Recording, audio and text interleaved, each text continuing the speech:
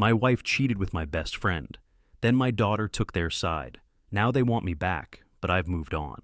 When I found out my wife was cheating on me with my best friend, it destroyed me. But the real knife in the back? My daughter took their side.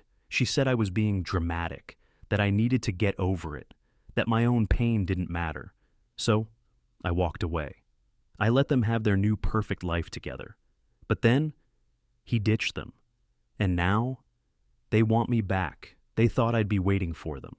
But if they thought I'd just forgive and forget, they had no idea who they were dealing with. Before we jump into today's video, I need your help. We've noticed the channel is losing some traction, and subscribing is one of the best ways you can support us. It's quick, free, and it helps us keep bringing you awesome content. Your support means the world. Let's keep this channel growing together. Thanks so much. Now let's start the video. I used to think my life was perfect. A loving wife, a daughter I adored, and a best friend who was like a brother to me. But looking back, I was blind. Because while I was out working to provide for my family, my wife and my best friend were sneaking around behind my back. And the worst part? My daughter took their side. I still remember the moment I found out. It wasn't dramatic. It wasn't some big, messy scene. It was quiet, cold, gut-wrenching. I came home early from work one afternoon and found his car in my driveway. At first, I thought nothing of it. He had been coming around for years. Maybe he and my wife were just talking. Maybe he was helping out with something. But when I walked inside and heard the whispers, the hurried footsteps, the sound of a door closing upstairs, I knew. I knew before I even opened the bedroom door. And when I did, my entire world shattered. I don't even remember what I said. What do you even say in a moment like that? She didn't even look guilty. Neither did he. It's not what it looks like, my wife started. Bullsh. My best friend didn't even try to defend himself. He just grabbed his shirt and walked out, avoiding eye contact. Like he couldn't even be bothered to say anything. And my wife? She crossed her arms. I was going to tell you. That made me laugh, actually laugh. Oh yeah? When? After I came home to find your bags packed? She rolled her eyes, like I was the problem, like I was overreacting. You're acting crazy. It just happened. We didn't plan this. Didn't plan this? They had been sneaking around for months, behind my back, in my own home, and now she wanted to pretend it wasn't a big deal? I clenched my fists, took a deep breath, and said the only thing I could. We're done. And then, I walked out. Because if she thought I was going to fight for her, beg for her, try to work things out after this, she was dead wrong. Walking out of that house should have been the hardest thing I ever did. But honestly, it felt liberating. Because the second I stepped outside, I realized something. I didn't lose anything that day. She lost me. My so-called best friend lost me. And soon, my daughter would lose me too. I spent the next few days crashing at a friend's place, trying to process everything. I didn't reach out to my wife, didn't try to talk. I just wanted to be done. But there was one person I still needed to talk to, my daughter, Lily. She was in college, so she wasn't home when everything happened. I figured when she found out, she'd take my side. I was wrong. The first time we talked, she barely let me explain before saying, "Dad, you're being dramatic. You need to calm down." Calm down? I just lost my wife and my best friend in the same damn day. And now my own daughter was telling me to get over it? You don't understand, Lily, I said, keeping my voice steady. Your mom and I are done. She cheated on me with someone I trusted. She sighed, like I was an inconvenience. Dad, it's not that simple. Mom made a mistake. People move on. I stared at the phone, feeling sick. She didn't make a mistake, Lily. She made a choice. Then she said something that broke me. Look, I love you, but I'm staying with Mom. She needs me more right now. I felt my chest tighten. She needs you? Yeah, she's hurting too, Dad. I let out a sharp laugh. She's hurting? Was this a joke? She was the one who cheated. She was the one who destroyed our family. And Lily? She was choosing her. I swallowed the lump in my throat and nodded, even though she couldn't see me. All right then, I said. If that's your choice, I won't stop you. Then I hung up, and just like that, I lost my daughter too. The next few months were quiet. I didn't reach out to my wife, didn't reach out to Lily. And they didn't reach out to me. They were living their new perfect life together. And me, I was rebuilding mine. But then, just when I thought I was finally free of them, he left them, and suddenly, they wanted me back. I had spent months putting my life back together, learning how to be on my own again, learning how to move forward without my wife, without my daughter, without the people I once trusted. And then, he left them. I found out through a mutual friend. "Did you hear about your ex?" he asked over the phone, his tone laced with something between amusement and disbelief. "No, and I don't care," I replied, not even looking up from my coffee. "Well, you might care about this. Your best friend dumped her.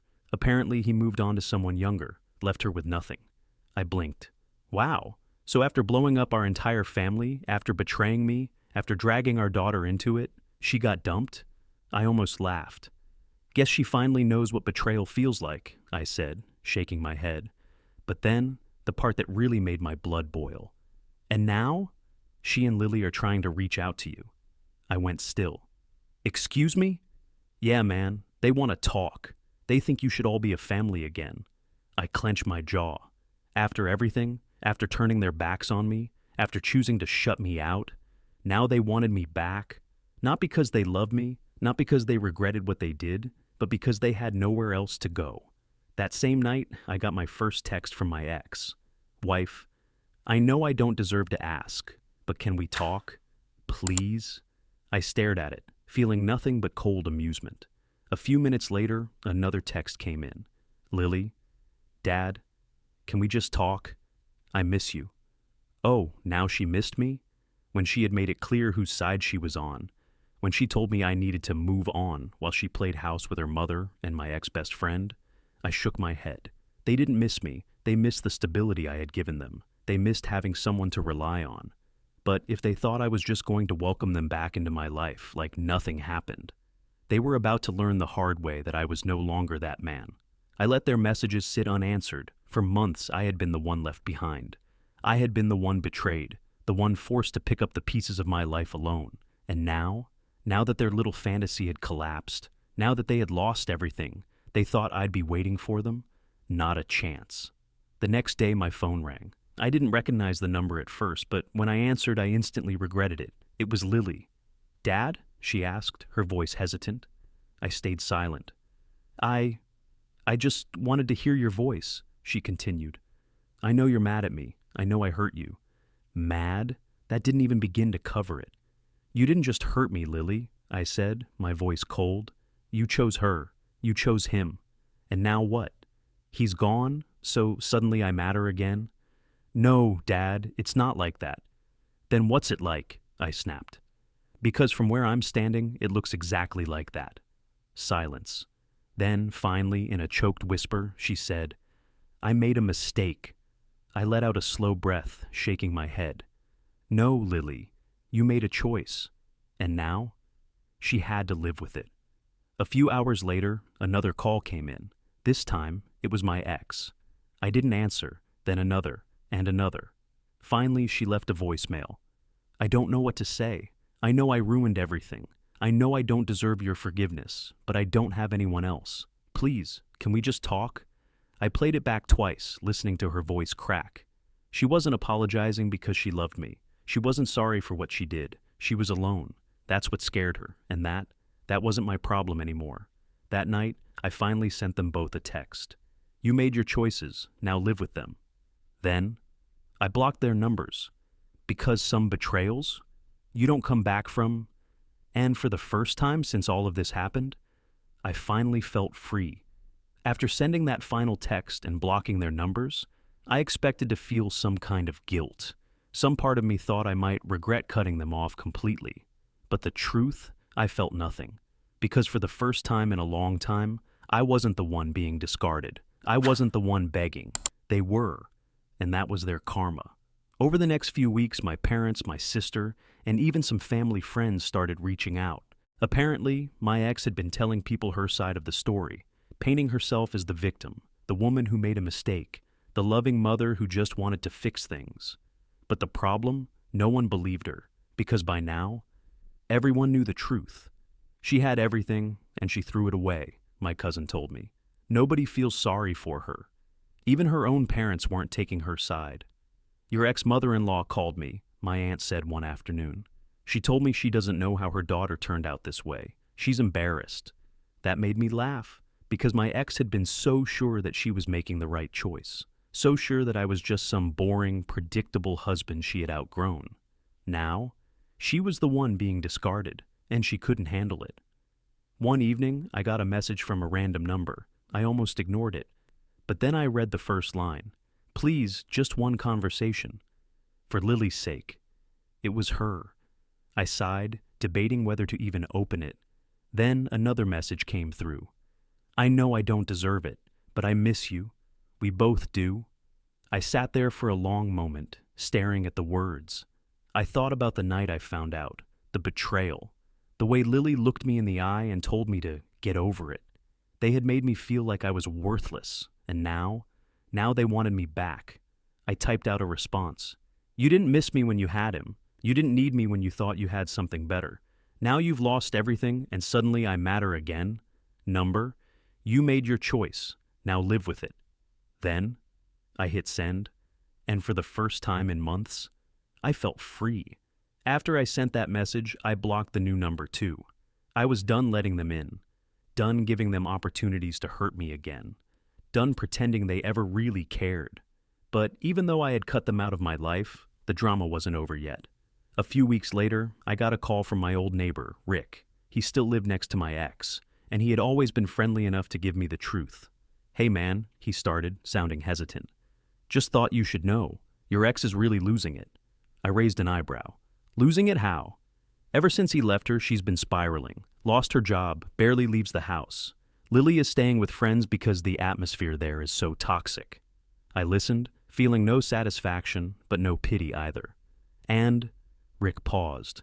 She's been telling people you abandoned her, trying to rewrite history. I let out a cold laugh. Of course she was. She couldn't accept that she was the reason her life had fallen apart. She had to make it someone else's fault. Well, people know the truth, I said. She's only fooling herself. Rick sighed. I just thought you should know. She's not handling things well. Neither is Lily. I felt a small tug at the mention of my daughter, but I shook it off. Lily had made her choice too. She had chosen her mother, chosen the easy, comfortable side that allowed her to avoid dealing with the harsh reality of what had happened. And now, she was dealing with it anyway. 2 days later, my phone rang again. This time, it was Lily's number. I stared at it, hesitating for a long moment before picking up. What do you want, Lily? I asked, keeping my voice cold. She hesitated, clearly surprised I even answered. Dad, Mom's losing it. She's barely functioning. Everything's falling apart. And, I said, unimpressed. She sniffled. I don't know what to do. I didn't realize how much you were holding everything together until you were gone. I stayed quiet for a moment, absorbing her words. Funny, I finally said. You didn't seem to care when you were telling me to move on and calling me dramatic. She was silent. Dad, I made a mistake, she whispered. I chose the wrong side. I felt a brief surge of sadness. But then I remembered everything they'd put me through. You didn't make a mistake, Lily, I said, calmly but firmly. You made a choice. Now you have to live with it. She started crying softly. Please, Dad. I shook my head, though she couldn't see it. You're not sorry because you hurt me. You're sorry because you lost everything. I deserve better than that. Then I hung up. After hanging up on Lily, I sat in silence for a while, waiting to feel something, regret, guilt, maybe even the tiniest bit of sympathy. But there was nothing. No ache in my chest, no desire to call her back, no urge to give her the comfort she was now asking for. I had spent months trying to heal, trying to rebuild my life after being discarded like I was nothing. And now, after everything, they wanted me to be the one to save them. Number. I had given them everything, and they had thrown me away without a second thought. Now, they were just feeling the consequences of their choices. A few days later, my cousin texted me. Dude, your ex is still trying to fix her reputation. She's been telling people you're heartless for ignoring Lily. I rolled my eyes. Of course she was. When I was in pain, they told me to move on. But now that they were the ones suffering, Suddenly, I was the villain for not running to their rescue. I wasn't going to play into her manipulations anymore. My ex had spent so much time worrying about what people thought of her, about crafting this image of a perfect woman who could do no wrong. But now, the truth was out, and she couldn't spin her way out of this one. Lily, on the other hand, I had expected more from. But maybe that was my mistake. She had chosen her mother, chosen the man who had destroyed our family, chosen to act like my pain didn't matter. Now, that same man had walked away, and she was left with nothing but regret. I could hear it in her voice, in the way she reached out after months of silence, suddenly realizing that the father she had cast aside was the only stable thing she had ever known. But I couldn't allow myself to be manipulated back into their lives just because they were finally feeling the weight of what they had done. A week passed, then two. The messages slowed down, then stopped entirely. I had expected them to keep trying, but I think they finally understood. I wasn't coming back. I had built something new, something stronger, something where I didn't have to fight for the bare minimum of love and respect. For the first time in my life, I was living without the shadow of their betrayals hanging over me. And it felt good. My ex, my former best friend, my daughter, they had all made their choices. Now they had to live with them, because I sure as hell wasn't going to be their second option after everything they had done. Weeks turned into months, and the silence remained. No more texts, no more calls, no more desperate attempts to pull me back into their mess. I should have felt some kind of loss, but instead, I felt something else. Relief. I had finally cut out the toxicity that had been weighing me down for far too long. No longer was I the man who bent over backward to keep people in my life who didn't deserve me. Now, I was thriving without them. Through family, I heard that my ex was struggling to keep up with bills now that she was on her own. Without my financial stability or my ex-best friend's support, she was floundering, realizing that what she had left me for wasn't as glamorous as she thought. The fantasy she had traded our family for had crumbled, and now she was stuck dealing with the consequences. The man she had betrayed me for? He had moved on to another woman, probably spinning her the same lies he once fed my ex. He had no interest in playing the loving stepfather role, no desire to clean up the mess he had created. He had done what he always did, took what he wanted and left when it no longer served him. Lily, from what I heard, was staying with different friends, bouncing around with no real stability. She had cut ties with most of the family, embarrassed by how she had handled things. Some family members tried to encourage me to reach out, to offer her a place to come back to. But I couldn't. I wasn't going to be her backup plan, her safe space only when everything else fell apart. She had made her choice. And just like her mother, she had to deal with it. It wasn't that I didn't love my daughter, I did. But love without respect, that wasn't something I could give anymore. She had looked me in the eyes and chosen to side with the people who betrayed me. She had told me to move on, to stop making a big deal out of it. She had only regretted it when she realized that she had bet on the wrong people. But that wasn't enough for me to welcome her back with open arms. I had learned my lesson. I wasn't going to fight for people who didn't fight for me. So I moved forward. I focused on myself, on rebuilding, on surrounding myself with people who actually gave a damn about me. I no longer felt the need to check in, to wonder what they were doing, to care about the mess they had created for themselves. They weren't my problem anymore, and honestly, that was the best revenge of all. By the time another holiday season rolled around, I realized just how different my life had become. No more forced smiles, no more tension-filled dinners, no more pretending like everything was fine when it wasn't. For the first time, I was spending my time with people who actually valued me, real friends, supportive family members, and a new community I had built for myself. And it felt good. Then, out of nowhere, I got an email. From Lily. I hesitated before opening it. Part of me wanted to delete it without reading, but curiosity got the best of me. Dad, I don't know if you'll even read this, but I need to say it anyway. I was wrong, I was stupid, I chose the wrong side, and I see that now. I should have stood by you, and I didn't. I don't expect you to forgive me, but I just wanted you to know. I miss you. I stared at the screen, waiting for some kind of emotion to hit me. Anger, sadness, regret, nothing. She missed me now? She hadn't missed me when she was siding with the people who betrayed me. She hadn't missed me when she told me to just move on. She only missed me now because she had lost everything else. I thought about it for a long time before typing my response. Lily, you didn't just make a mistake, you made a choice to abandon me when I needed you the most. I spent months grieving the loss of you, and you never once looked back. Now that your life has fallen apart, suddenly I matter again? That's not love, that's convenience.